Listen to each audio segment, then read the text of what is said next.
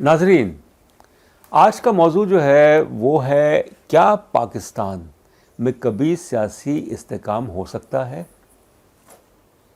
کیا پاکستان ہمیشہ سیاسی بحران یا بحرانوں کا شکار رہے گا؟ Will Pakistan continue to face political crisis اور کرائسس؟ کیونکہ اگر کوئی ملک سیاسی طور پہ اس کے اندر استحکام نہیں ہوتا تو وہ ایک معاشی طاقت بھی نہیں بن سکتا، کیونکہ معیشت اور سیاست میں ایک گہرا تعلق ہے۔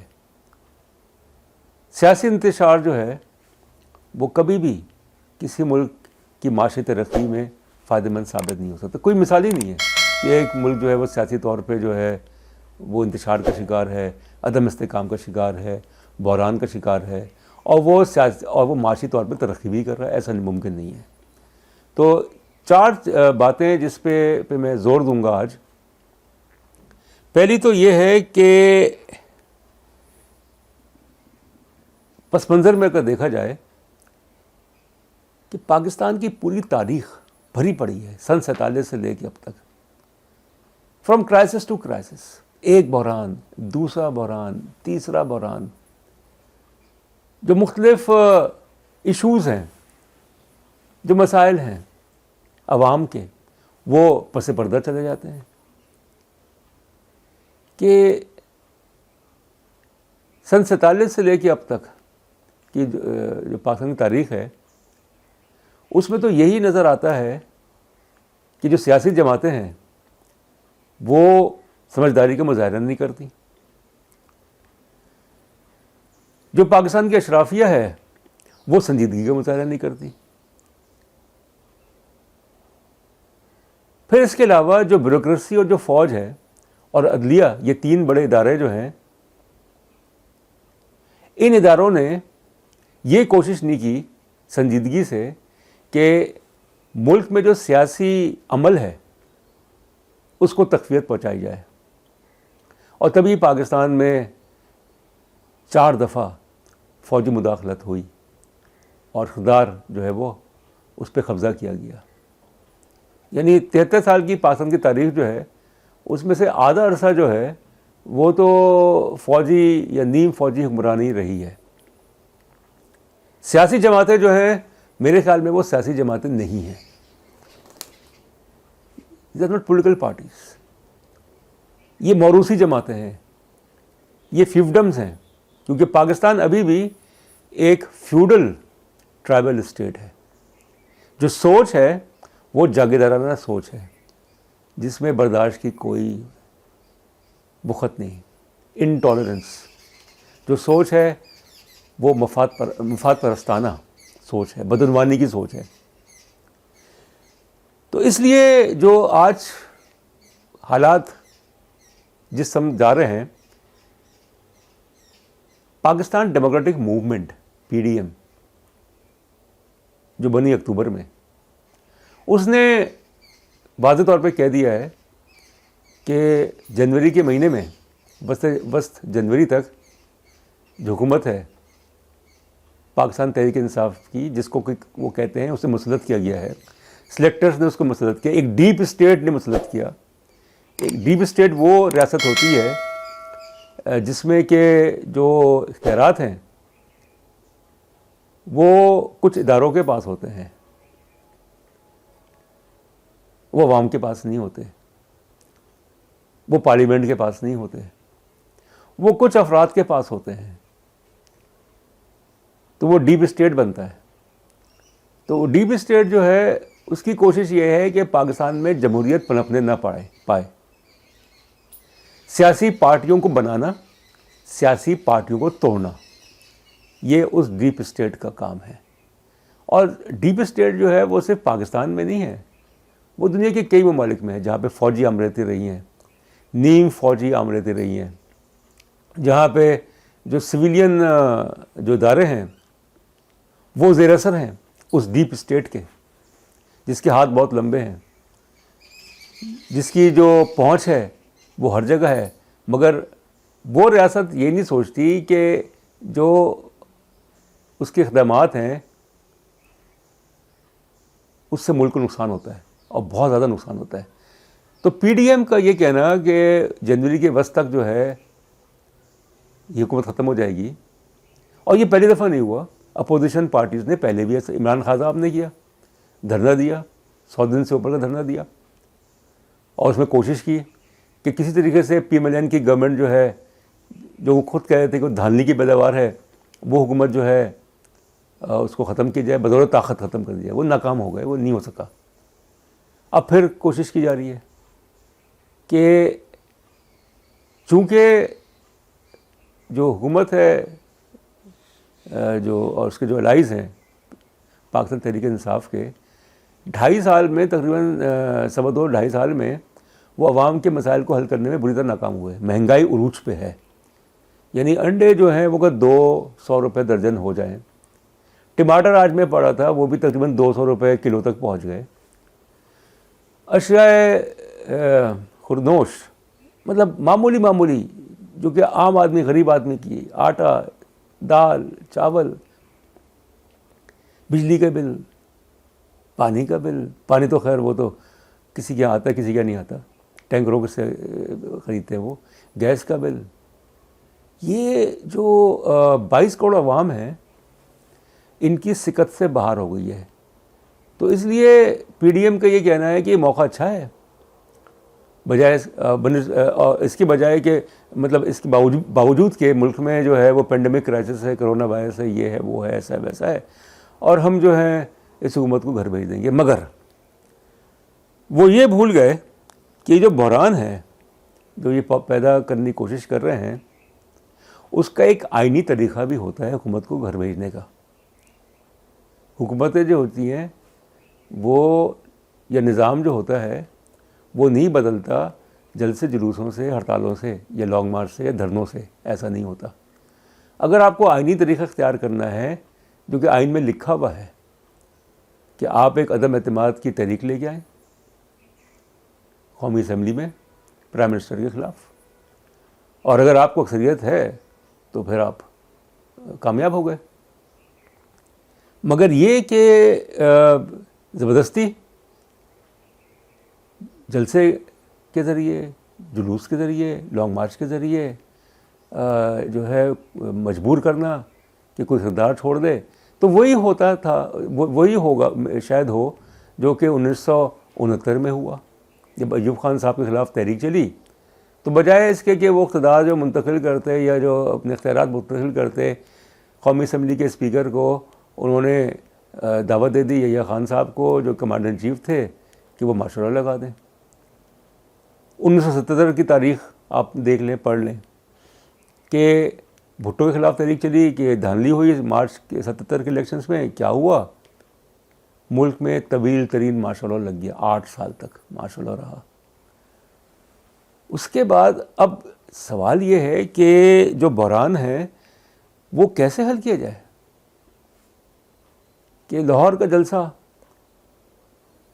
اس سے پہلے جو جلسہ ہوا، جو جلسہ کیا گجرانوالہ میں، پشاور میں، کراچی میں، کوئٹہ میں، تو یہ جلسے ٹھیک ہے کہ مشکل حالات ہیں، ٹھیک ہے کہ عوام کی قوت برداشت جو ہے، جو قوت خرید جو ہے وہ بالکل ناکام ہو چکی ہے، بہت کم ہو چکی ہے۔ مگر کیا یہ جو بحران ہے اس کے ذریعے یہ حکومت ختم ہو جائے گی؟ ہو سکتا ہے ختم بھی ہو جائے، پاسبل ہے کہ اتنا دباؤ بڑھا دو، اتنا زیادہ حالات کو خراب کر دو کہ اس کے سوا کوئی چارہ ہی نہ رہے کہ ان کو مجبور کیا جائے کہ یہ استعفیٰ دیں اور گھر جائیں۔ مگر یہ ایک ایسی روایت قائم ہوگی جو کہ جو پی ڈی ایم کی 2 بڑی جماعتیں ہیں ان کے خلاف بھی استعمال ہو سکتی ہے۔ دوسری چیز کہ پی ایم ایل این اور پیپلز پارٹی تو 30 سال تک سے اقتدار میں ہے، سندھ میں تو بی پیپلز پارٹی حکومت ہے۔ انہوں نے کون سا تیر مار لیا؟ انہوں نے کون سی عوام کی معاشی حالت جو ہے وہ بہتر بنا لی؟ بلکہ ان کے دور میں، ادوار میں، جو بھی کہہ لیں آپ کہ بدعنوانی اور اخرا پروری اور میرٹ کا قتل عام وہ کھلا ہوا۔ سب سے اہم بات جو میرے نزدیک ہے کہ یہ بحران کیوں پیدا ہو رہا ہے، کیوں پیدا ہوا ہے، کہ تحریک انصاف کی حکومت، اس کے پرائم منسٹر صاحب عمران خان صاحب اس کے سربراہ ہیں، اگر ان کے قول و فعل میں تضاد نہیں ہوتا، اگر وہ توجہ دیتے، صحیح توجہ دیتے جو انہوں نے وعدے کیے تھے. میں 50 لاکھ گھر یا 1 کروڑ نوکریوں کی بات نہیں کر رہا، بنیادی چیزیں کہ اس معاشرے میں کرپشن جو ہے ایک ناسور کی طرح پہ پھیل گیا ہے. کوئی تبدیلی نہیں آئی بلکہ کرپشن اور بڑھ گئی ہے. 2.5 سال میں اگر یہ کوشش کرتے عوام کی حالت بہتر بنانے کی، اگر مہنگائی کو کنٹرول کر لیتے کہ چینی جو کہ 55 روپے تھی وہ 115 تک پہنچ گئی، آٹا جو ہے وہ تقریباً 60-70 روپے کلو ہو گیا، بے شمار ایسی چیزوں کی قیمتیں بڑھ گئیں، کوئی کنٹرول نہیں، کسی چیز کا کنٹرول نہیں. چینی کا بحران، آٹے کا بحران، 200-250 ارب روپے عوام کی جیب پہ ڈاکہ پڑا. اور اب ہر بات پہ آپ نے یو ٹرن لیا، ہر چیز پہ یو ٹرن لیا. تو میں یہ کہوں گا کہ اگر یہ 2 جماعتیں دوبارہ پاپولر ہو رہی ہیں تو اس کا کریڈٹ جو ہے وہ ان جماعتوں کو نہیں جاتا ہے، یعنی کہ پیپلز پارٹی کو اور PMLN کو نہیں جاتا ہے، وہ جاتا ہے عمران خان صاحب کو، کہ انہوں نے ان کو دوبارہ زندہ کر دیا ہے. اور اگر اس ملک میں بلاول بھٹو یا مریم نواز ان کی حکومتیں قائم ہو گئی تو اس کے ذمہ دار بھی عمران خان صاحب ہوں گے. کہ جس طریقے سے کہا جاتا ہے کہ 8 سال براک اوباما کے امریکہ کے صدر رہے، 8 سال تک، پہلے سیاہ فام مکس تھے وہ، مطلب ماں ان کی امریکی تھی اور باپ جو تھے کینیا کے تھے، مگر وہ وائٹ امریکن اس میں نہیں تھے. 8 سال ان کے پاس تھے، مگر کیا ہوا، کیا چھوڑ کے گئے وہ؟ ڈونلڈ ٹرمپ، وائٹ سپریمس، یعنی ریشزم، کہ ڈونلڈ ٹرمپ جو ہے وہ انتخابات جیت گئے اور وہ 4 سال مسلط. یہ اگر ایسا ہوتا ہے کہ دوبارہ یہ 2 جماعتیں آتی اقتدار میں، جنہوں نے 30 سال تک اس ملک کے ساتھ جو بھی کیا، جو کہ PTI بھی کہتی ہے اور بھی، تو اس کے ذمہ دار جو ہیں وہ عمران خان صاحب ہوں گے. آخری بات کہ پہلے تو میں یہ سمجھتا تھا کہ شاید ہماری جو اشرافیہ ہیں، جو ایلیٹس ہیں، جو جن کے ہاتھ اقتدار رہا ہے، چاہے وہ فوج سے ہوں، چاہے وہ بیوروکریسی سے ہوں، چاہے سیاسی جماعتیں ہوں، کوئی بھی ہو، XYZ کوئی بھی ہو، وہ ذمہ دار ہے، جاگیردار طبقہ ہو، سماجدار طبقہ ہو. مگر اب میں سمجھتا ہوں کہ عوام جو ہیں وہ ذمہ دار ہے. عوام جو ہے ان کا مزاج ہی یہی ہے.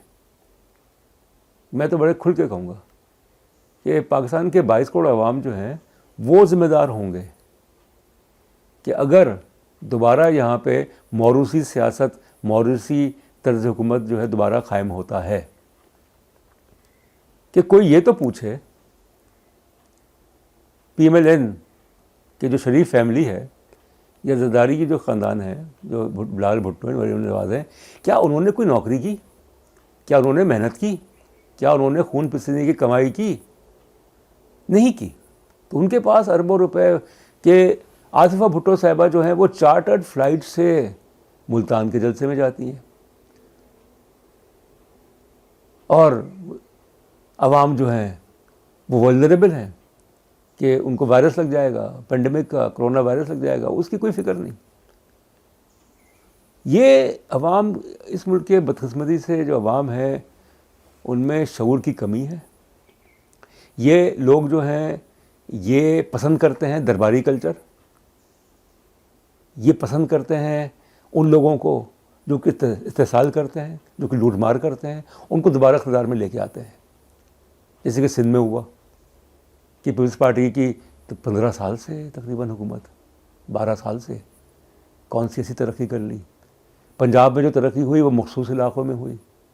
کہ پھر PTI کے اپنے دور میں آپ یہ دیکھ لیجیے کون سی گورننس بہتر ہوئی، کون سا رول آف لا ہوا، کون سی بدعنوانی ختم ہوئی.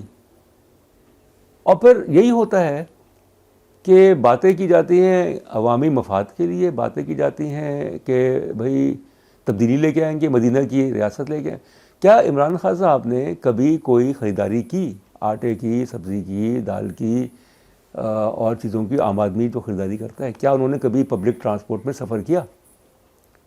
کیا ان کے بچوں نے کبھی سرکاری اسکول میں پڑھا؟ کیا انہوں نے کبھی سرکاری ہسپتالوں میں اپنا علاج کروایا؟ نہیں کروایا، انہیں تو پتہ ہی نہیں ہے۔ ان لوگوں کو تو پتہ ہی نہیں ہے کہ عوام کے مسائل کہاں ہیں۔ تو یہ عوام ہی رسپانسبل ہے، عوامی ذمہ دار ہیں۔ اگر ان کے ساتھ دوبارہ دھوکہ ہو رہا ہے تو وہ رسپانسبل ہے۔ تو اس لیے میں تو یہی کہوں گا کہ جب تک کہ یہاں پہ پڑھا لکھا طبقہ جس میں شعور بھی ہو، جو کہ بدعنوان نہ ہو، جس میں قائدانہ صلاحیتیں ہوں، بدعنوان نہ ہو، جو کہ جھوٹ کا سہارا نہ لے، منافق نہ ہو، جب تک وہ سیاست میں نہیں آئے گا، جب تک وہ سیاست کا رخ تبدیل نہیں کرے گا کہ سیاست صرف پیسے کا کام نہیں ہے، ایماندارانہ سیاست جب تک نہیں ہوگی، اس وقت تک اس ملک کے حالات نہیں بدل سکتے۔ یہ ملک ہمیشہ کی طرح وہ رہے گا، محکوم رہے گا، وہ رہے گا، ڈیپینڈنٹ رہے گا۔ یہ جو international monetary fund, world bank اور جو مختلف ریاستیں پاکستان کی معاشی طور پہ امداد دیتی ہیں، ان پہ ڈیپینڈنٹ رہے گا کہ پاکستان کا جو قرضہ ہے، بیرونی قرضہ ہے، وہ اس کا 80 اور اندرونی قرضہ ہے وہ تقریباً اس کا 90% ہے جی ڈی پی کا، گراس ڈومیسٹک پروڈکٹ کا حصہ ہے۔ ہماری جو برآمدات ہیں وہ مشکل سے 20-25 ارب ڈالر۔ شرم کی بات ہے یہ کہ آپ یہ دیکھیے کہ افسوس کی بات ہے کہ ہم 73 سالوں میں اپنی آپ کو معاشی طور پہ مستحکم نہیں کر سکے۔ عزت صرف اس ملک کی ہوتی ہے جو کہ سیاسی طور پہ مستحکم ہو، معاشی طور پہ مستحکم ہو، امیج اس کا اچھا ہوتا ہے۔ اگر وہ ملک جو کہ معاشی طور پہ مستحکم نہیں ہے، جس کے اندر غربت، افلاس ہے، جو کہ ہر جگہ سے جو ہے وہ امداد لینے کے اس میں ہے، تو وہ اس کی عزت نہیں ہوتی۔ عزت جو ہوتی ہے وہ کروائی جاتی ہے، وہ اس وقت ہوتی ہے جب، اور وہ اس وقت تک نہیں ہوگی جب تک کہ یہاں کے عوام جو ہیں وہ اپنے آپ کو تبدیل نہیں کریں گے۔ جب تک یہاں کے عوام جو ہیں وہ ان افراد کو منتخب نہیں کریں گے جو کہ ایماندار ہوں، جو کہ ذہین ہوں، جو کہ محنتی ہوں، جو کہ اس ملک کو اون کرتے ہوں، اس وقت تک یہی بحران ہوتے رہیں گے۔ آج یہ بحران ہے، کل کوئی اور بحران ہوگا، پرسوں کوئی اور ہوگا۔ تو اس لیے میں یہی کہوں گا کہ پہلا قدم جو ہے، جیسے کہتے ہیں، جو چیئرمین ماؤ نے کہا، جو چین کے عظیم انقلابی رہنما، a journey of 1000 miles begins with a single step، کہ پہلا قدم تو اٹھایا جائے، اور وہ پہلا قدم ہمیں اٹھانا چاہیے ملک کی ترقی کے لیے، ملک کی فلاح کے لیے۔ صرف باتیں کرنے سے نہیں ہوتا، عملی اقدامات سے ہوتا ہے۔ بہت شکریہ۔